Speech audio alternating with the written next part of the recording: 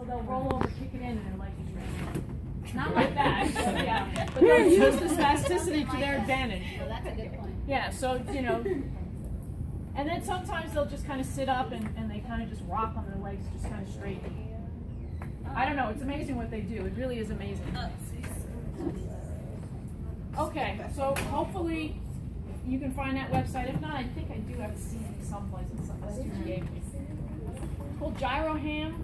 And I'm thinking it's a Facebook page, because what could someone, it's not a website. MySpace. Gyro hand. MySpace? I don't know. How old is it? I just signed up for MySpace. What's everyone talking about? We'll ask Dr. Tino tomorrow. How's that? We'll all ask him together, because he knows. He's always telling me every year, it's this, would you please bookmark it or something? Dang, who bookmarked? I'm just kidding. Favorite? Oh. Okay, so we want to go over transfers. And this is different than transferring someone in acute care where you're trying to move them from A to B quickly, safely, and that's it. You're moving them. Okay? We are training people to become independent. So it's really important that you teach them the proper techniques. And for this population, remember, pressure sores are an issue. So we don't want them sliding on the sliding board. We want them to move themselves along the sliding board. So the technique to place the sliding board is the same, except remember, they don't have grasp.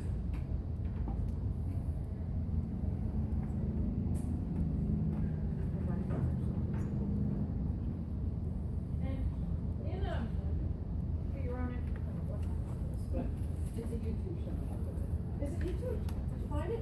Yeah, I found it. Good. There you go.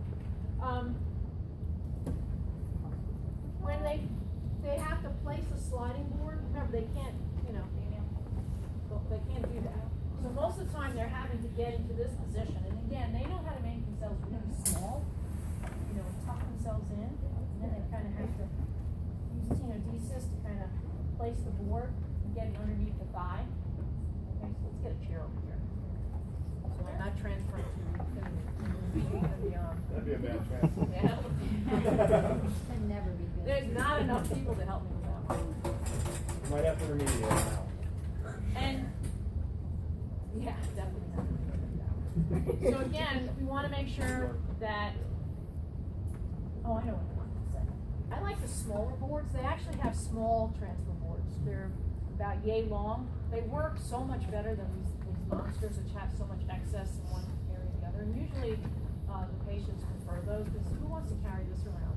You know, oh wait, let me get my big fat sliding board out and show you how impaired I am. So they usually have something on the back of the chair that they can tuck something small in. You want to make sure that you are transferring downhill, but you don't want to slide. So don't make it too downhill. And we have to use a couple of different methods. We have to use the reverse muscle action. You have to use momentum, and you have to use something called a head-hips relationship. Where my head goes, my hips will move in the opposite direction. So when I want to move my hips this way, my head needs to do that. Okay, so it's, see when I do that, how my hips start to slide? They actually lift and move in the opposite direction. So that's what we're trying to do. So the thing is that the momentum system that you use with Dr. Tino, you're actually moving the head in the same direction. So that for this type of transfer, for this population, you cannot do that. Does everybody understand? Okay, because you're actually putting the weight on that hip.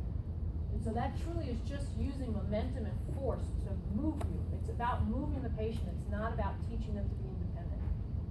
Okay. Here we teach patients to be independent. So in order to do that, they have to learn to use momentum, use their head to unweight, and get their hips moving in the opposite direction.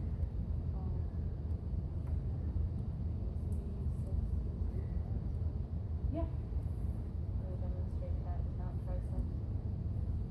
Well, right now what I'm doing, I'm considered C6. So when they go go like that, they can depress, use pecs, and the hips lift up a little bit. If I go the other way.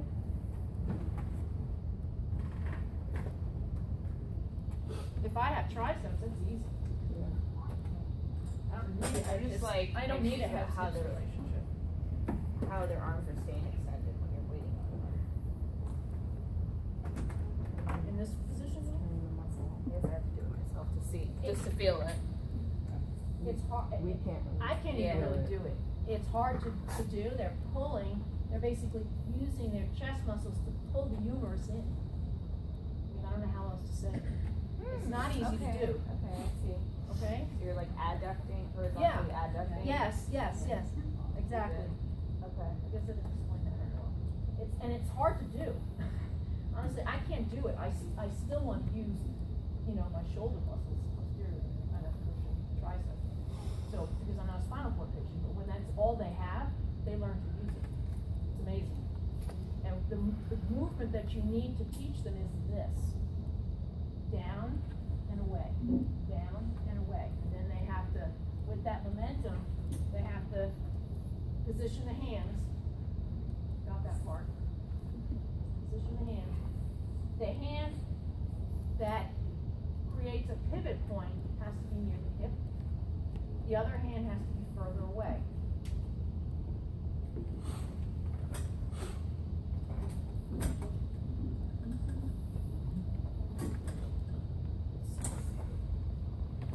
I'm sorry?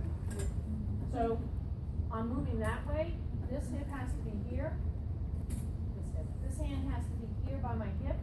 It creates a pivot point, and this hand further away, and that's the direction my hips are gonna be moving in.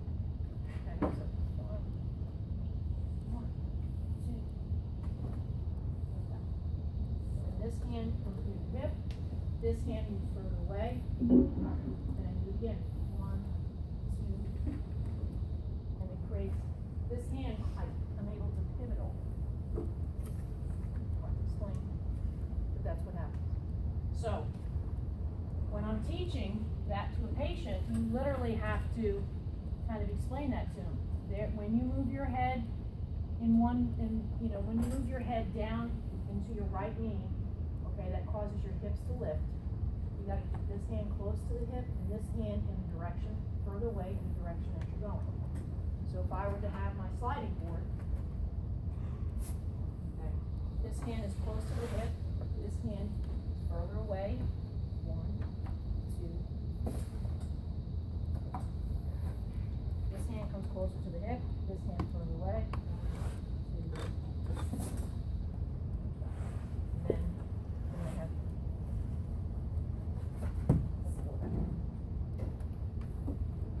All right, so somebody come on over. I like to show without the board first because it actually is easier to learn without the board, and then and we need a gate belt. I need to put my glasses down and look in my pocket.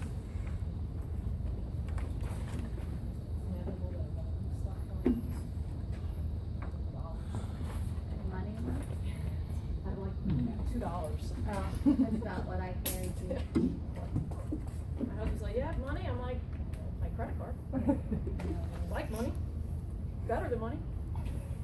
I don't have to keep it in my pocket.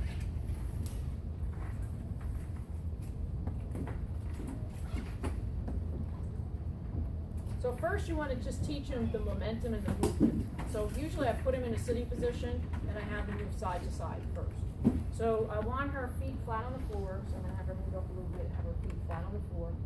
When you have a spinal cord patient, okay, that doesn't have any trunk control and doesn't have any control over their legs, where do I want her feet? Do I want her feet here? Come around.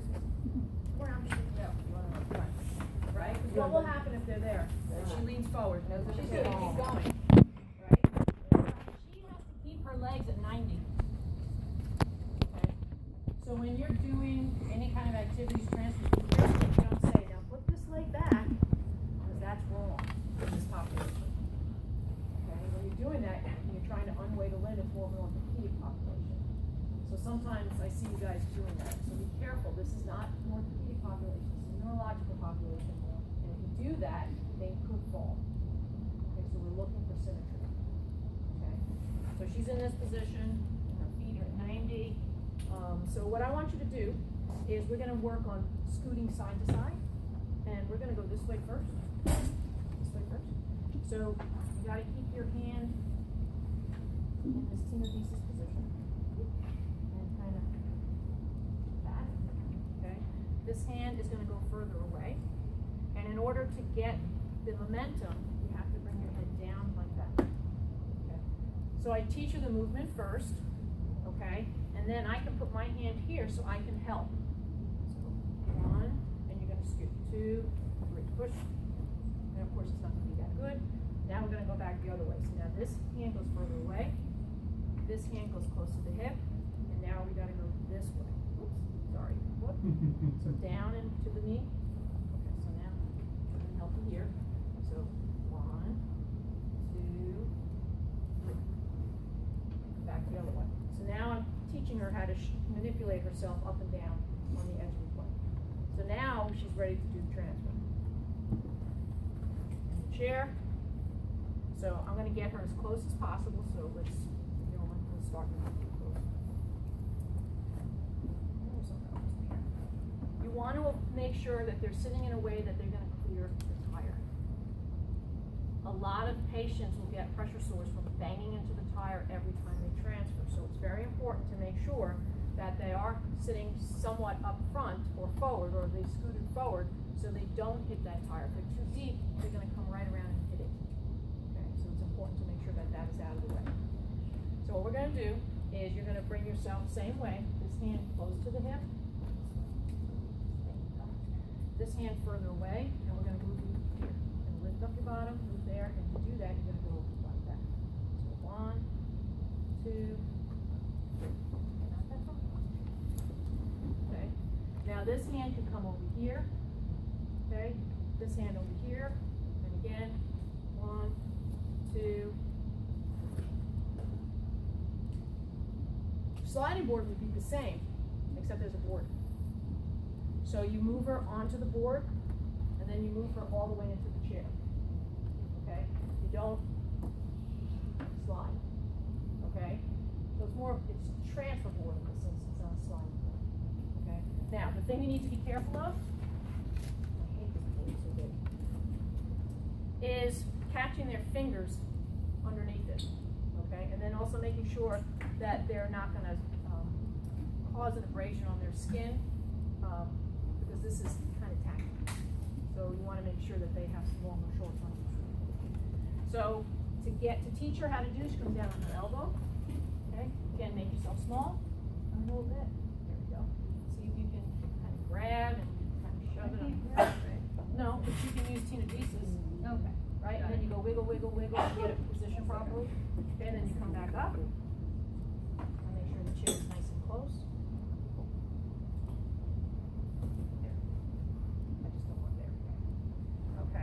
And so we're going to do this in 2 steps.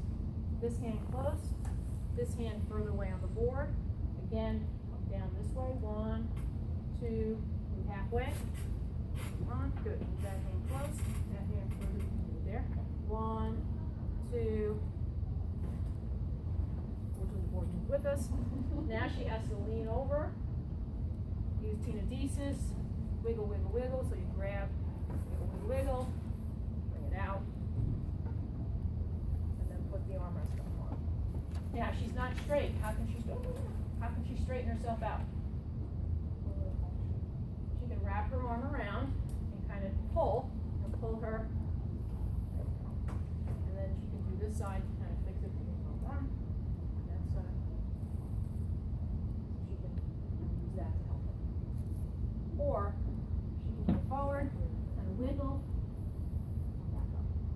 That will settle her pelvis.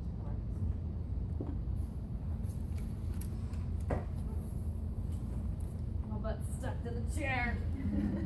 She needs a little powder on that powder board. Okay? Well, usually you tell them to wear something longer, or just so that it doesn't catch their skin, because that's what it'll do. They'll stick to it, and then they can't. So everybody understand how to use head-hip relationship. The hand that you're transferring away from is close to the hip. The other hand is further away. The motion of the head and trunk is towards the opposite knee, and it just automatically makes your butt slide the opposite way. Okay? Clear as mud? Okay, so let's try and practice that on the lower table.